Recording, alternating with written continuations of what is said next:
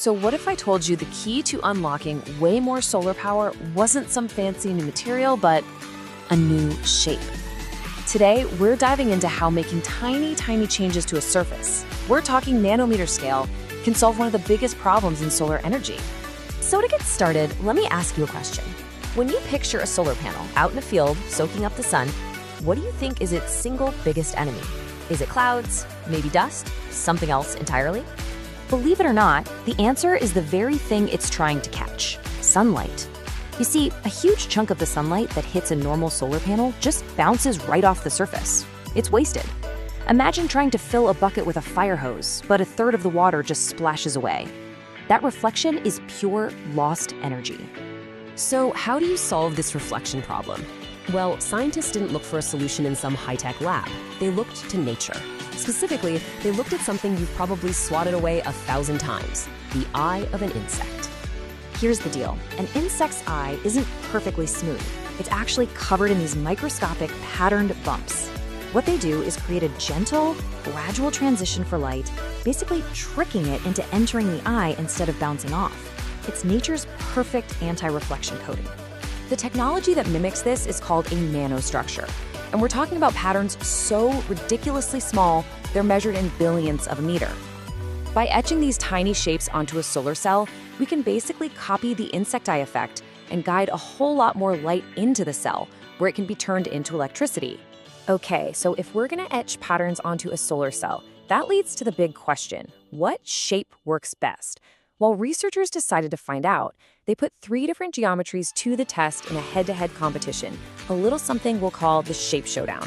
First up in the ring is the good old rectangle. Now, in this case, a rectangle is basically just a flat, thin film of material put on top of the solar cell. You can think of it as our baseline, our control group. It's the simplest design.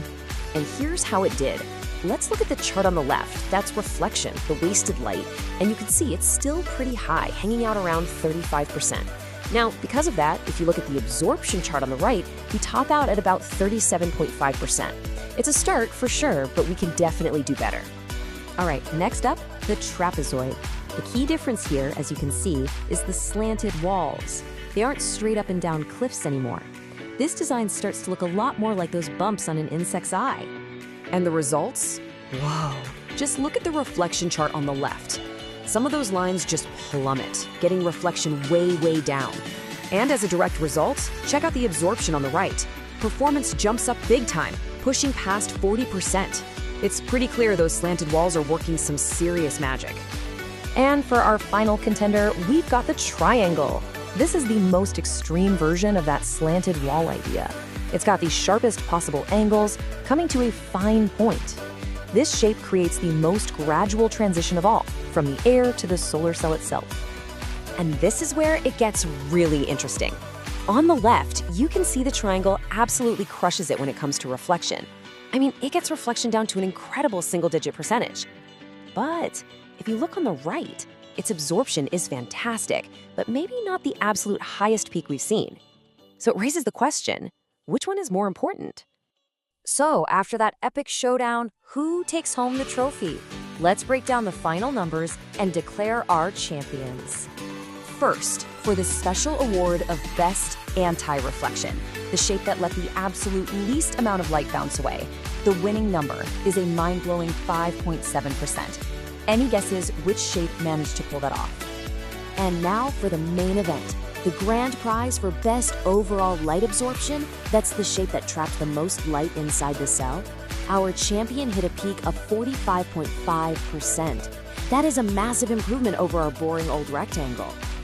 And here it is, the final scorecard. It turns out we actually have 2 winners. The triangle is the undisputed king of killing reflection, nailing that incredible 5.7% score. But, and this is the big one, for the most important metric, overall light absorption, the gold medal goes to the trapezoid, hitting that incredible 45.5%. And notice how the ideal pitch and height are different for each one. It's a super delicate balancing act to get these kinds of results. So why were the trapezoid and the triangle so much better? What's their secret? Well, it really comes down to 3 things. First, just like that insect eye, they create a gradual on-ramp that guides light in. Second, they just have more surface area to catch light. And finally, if a ray of light does manage to reflect, it's really likely to just smack into another slanted wall and get a second chance to be absorbed, instead of flying off into space. So what's the big takeaway here for the future of solar energy?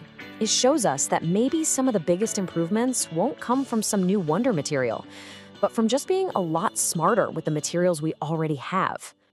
So here's the bottom line.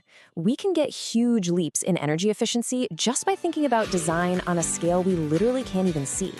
A simple change in geometry, engineered with incredible precision, can solve a problem that's been holding back solar power for decades. And that really leaves us with one final thought. That jump from 37.5% to 45.5% absorption, that's more than a 20% increase in the energy you're actually capturing. Now scale that up across 1 million solar panels, and it's like getting the power of 200,000 extra panels for free, all from a simple change in shape. It just makes you wonder, what other massive breakthroughs are out there? Not hiding in some complex new invention, but just hiding in plain sight.